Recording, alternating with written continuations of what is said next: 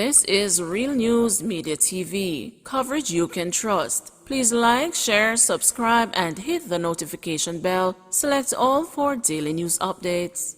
Good afternoon, my Real News Media TV family. Welcome back to the channel for another news update for August 24, 2023.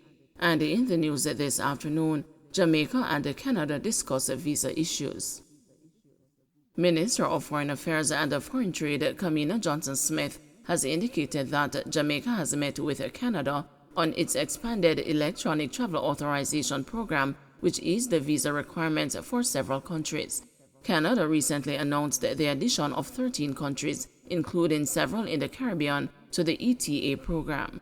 Travelers from these countries who have either held a Canadian visa in the last 10 years or who currently hold a valid United States non-immigrant can now apply for an ETA instead of a visa when traveling to Canada by air. Speaking with the news on Wednesday, Johnson-Smith addressed the issue of Jamaica not being part of the program. She said among the issues discussed was visa refusals. I had asked their High Commissioner to come in to meet with me, which she did. The first thing is our refusal rate for visa applications was double the threshold that they had for countries that were eligible for ETA. And why were our people refused at such a high rate? Because we do not complete the form, so people feel that we are being dishonest, Johnson-Smith said. Another issue was the use of unauthorized agents when applying for Canadian visas.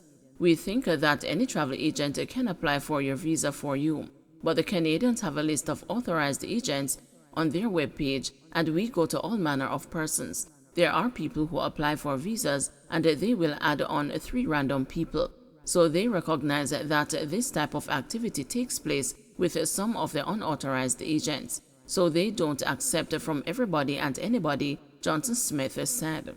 So when you use an unauthorized agent, not only would you be refused just for that, but you are adding up the statistics for Jamaicans who act outside of the system, she added. Johnson-Smith also mentioned the number of Jamaicans who overstay on the visa legitimately granted and those who travel on the visa granted and then seek asylum for some other reason as a contributory factors to Jamaica not being on the list. Hills urges Westmoreland PNP supporters not to be distracted by polls. People's National Party Vice President Ian Hills is claiming that internal polling data shows that the party's parliamentary candidates in Westmoreland are ahead of their opposition rivals. We are ahead by 20 percentage points in all 3 constituencies. The PNP is going to take back Western Westmoreland, Central Westmoreland, and Eastern Westmoreland, said Hills, who is in charge of the party's Region 6, which includes St. James, Hanover, and Westmoreland. The regions consist of 10 parliamentary seats. George Wright, formerly of the Jamaica Labour Party, is a sitting member of Parliament for Central Westmoreland. The JLP's Daniel Lawrence, Westmoreland Eastern, and Morland Wilson for Westmoreland Western. During the PNP's Central Westmoreland Constituency Conference held Sunday at the Petersfield High School, Hills told the party supporters, I say to you tonight, comrades, don't be distracted. The polls were done in Central Westmoreland more than once, and the last poll that was done showed a comrade doing Vaz busting the stoolman's right ass. He didn't provide the full findings to the public. According to the PNP's polling, Vaz has a 14-point edge against the right, the self-declared independent member for Westmoreland Central, according to a source closer to the PNP Secretariat, who is not authorized to communicate with the media. Hills is reportedly 16 points ahead of Wilson in the race for the Western Westmoreland seat in the next general election. Hoping to put a stop to the infighting within the party, Hills urged the supporters to put their differences with other members of the PNP aside and concentrate on the party as a whole in order to secure victory at the end of the polls. His words of encouragement were, love the People's National Party, love your party. He added, some of you might not love Vaz, some of you might not love Comrade Carl Blight, and some of you might not love me too. After mentioning the controversial footage of Wright seemingly assaulting his fiancée with a stool, Hills took a jab at the fact that he remains a member of parliament. He also cast a doubt on the qualifications of the 3 JLP legislators in Westmoreland for cabinet positions. How in God's name does the parish of Westmoreland have 3 backbenchers that are warming the benches of Parliament? The one from Western sitting down warming bench, the one from Central sitting down with his stool, and the one from Eastern sitting down up there around the back, and then you are going to ask yourself, what is being done in Westmoreland? Nothing is being done, he claimed. To retake power in the Westmoreland Municipal Corporation, the party's followers are being urged to turn out in greater numbers and rally behind the 5 candidates for Westmoreland Central's municipal divisions for the local government polls. He stated that in order to achieve success, it was necessary to rally support behind the team and set aside any and all disputes. Whiteman charged for shooting cop. A Westmoreland man was charged for the alleged shooting of a policeman at a nightclub on Sunday, August 6. Charged is Stephen Titer, otherwise called Whiteman, of Delvland District, Little London, Westmoreland. Titer has been charged with shooting with intent, possession of a prohibited weapon, and unauthorized possession of ammunition. Reports from the Savannah Lamar police are that about 4:30 a.m., Titer and another man allegedly opened a gunfire at the cop, hitting him. The officer was taken to hospital, where he was admitted for treatment. Titer was arrested on Thursday, August 17, during a police operation.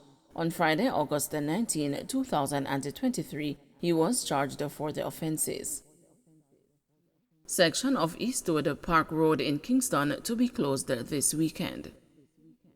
The National Works Agency is advising commuters that a section of Eastwood Park Road in Kingston will be closed this weekend for repairs. The closure, which will commence at midnight on Friday, August 25, will be between the intersections with Burlington Avenue and Red Hills Road. The roadway is scheduled to be reopened on Saturday, August 26, 2023 at 5 p.m., the NWA said in a statement on Wednesday. Acting Manager, Communication and Customer Services at the NWA, Stacion De Levante, says that the stretch of road is being closed to facilitate pavement repair works. She says the roadway will be milled to remove the damaged surface and repaved with asphaltic concrete. During the period of closure, motorists are advised to use alternative routes to access their destinations.